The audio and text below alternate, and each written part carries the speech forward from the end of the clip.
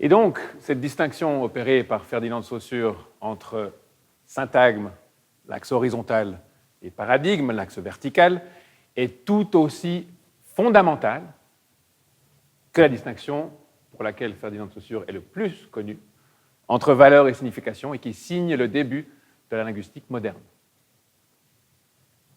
Est-ce qu'il y a des questions ?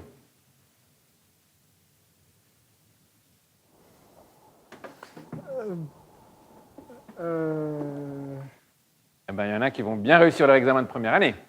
Bonjour. Dans notre première vidéo, nous avons vu que la théorie des actes de langage permet d'expliquer le sens implicite et que la communication, finalement, c'est une question d'action. Dire, c'est faire. Aujourd'hui, je vais vous parler d'une autre théorie, la théorie de Herbert Paul Grice, qui permet aussi d'expliquer ce genre de phénomène, mais d'une manière un petit peu différente. Je suis Steve Oswald, maître d'enseignement et de recherche à l'Université de Fribourg en linguistique anglaise. Le point de départ de Herbert Paul Grice est très simple. Il se pose la question de savoir pourquoi il y a des mots qui peuvent vouloir dire deux choses différentes, et des mots très simples, basiques. Okay. Prenons par exemple le mot « ou ».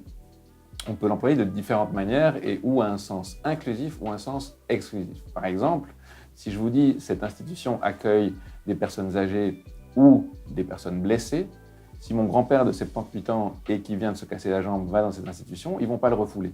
C'est un « ou » qui est inclusif, qui peut vouloir dire « et ». Par contre, si vous allez au restaurant et que dans le menu il y a écrit fromage ou dessert et que vous voulez les deux tout en payant pour un seul des deux, le serveur ne va pas être d'accord. C'est un « ou » exclusif. C'est soit le fromage, soit le dessert.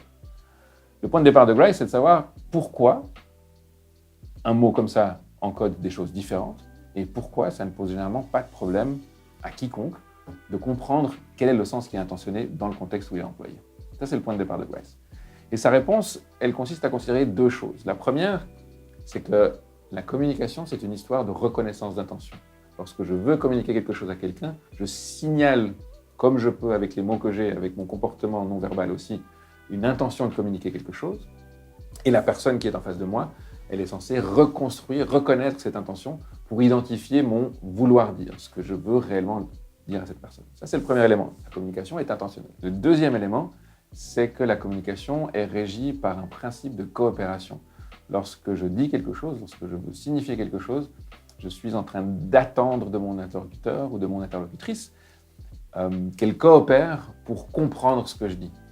Et donc, selon Grice, toute conversation est régie par un principe de coopération qui veut que toute contribution que l'on apporte à la conversation doit correspondre à ce qui est attendu de nous au moment où elle se produit. Alors, ce principe de coopération, il se décline de différentes manières en 4 dimensions que Grice appelle des maximes conversationnelles. Ce sont des sortes de principes plus spécifiques que l'on doit respecter si on veut être compris. Enfin, la première maxime conversationnelle, c'est la maxime de qualité, qui consiste à dire ce qu'on pense être vrai et à ne pas affirmer ce pourquoi on manque de preuves. Donc, il ne faut pas mentir et il ne faut pas affirmer des choses sans savoir si elles sont vraies ou fausses. Donald.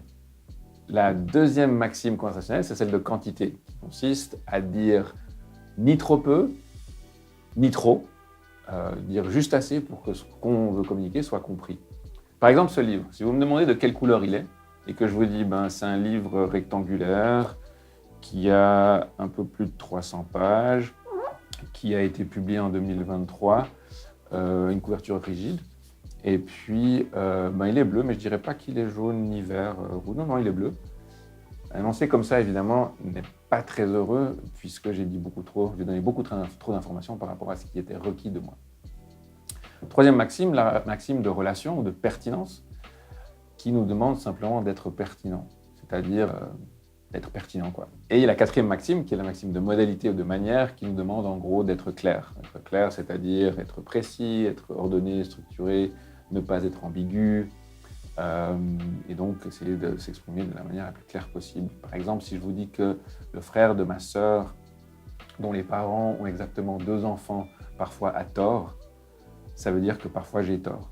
Sauf que, évidemment, je l'ai dit de manière peu claire, peut-être pour un effet rhétorique quelconque, mais on voit bien que dans le contexte standard, ce n'est pas la solution que les gens devraient privilégier. Mais il y a une subtilité. Évidemment, on respecte ces maximes la plupart du temps, mais il y a aussi des cas où on ne les respecte pas. Et malgré tout, on coopère. Par exemple, imaginez que je vous dise que mon épouse est un ange et que mon meilleur ami est un clown. Manifestement, vous ne comprendrez probablement pas que ma femme a des ailes et une auréole et qu'elle vit dans les airs et que mon meilleur ami travaille au cirque pour faire rire les gens. C'est ce qu'on appelle une métaphore. Et une métaphore a pour caractéristique, parmi d'autres, que son sens littéral n'est pas vrai. Et quand je vous dis que ma femme est un ange, vous comprenez qu'elle est gentille, qu'elle est sympa. Et quand je vous dis que mon meilleur ami est un clown, vous comprenez qu'il est marrant. Et pourtant, je n'ai pas dit la vérité. Dans ces cas-là, Grice va dire qu'on est en train d'exploiter la maxime. Et une exploitation de maxime conversationnelle, ça déclenche ce qu'il appelle une implicature. Une implicature, c'est un sens implicite qui est dérivé sur la base du contexte et sur la reconnaissance du fait que le locuteur ou la locutrice n'a pas respecté une des maximes de manière évidente. Il est clair pour tout le monde que je n'ai pas dit quelque chose que je croyais être vrai quand j'ai dit que ma femme est un ange et que mon meilleur ami est un clown. Ça marche avec toutes les maximes. Imaginez que je suis en train de parler avec un copain et que je lui demande « Tu trouves pas que Marcel il est un peu lourd ?» Et puis que ce copain me réponde, parce qu'il a vu Marcel approcher du point d'œil, « Sinon, tu pars où en vacances cet été ?» Moi, je vais reconnaître qu'il a manqué de pertinence et qu'il l'a fait exprès, et donc je vais me dire qu'il y a quelque chose d'autre que je dois comprendre. Par exemple, que ce n'est pas un bon moment pour parler de Marcel. Ça marche aussi avec la maxime de quantité et ça marche aussi avec la maxime de modalité ou de manière. Alors, si on revient maintenant à l'exemple du début, vous allez réussir vos examens de fin d'année. Ce qui se passe, c'est que le locuteur est ironique.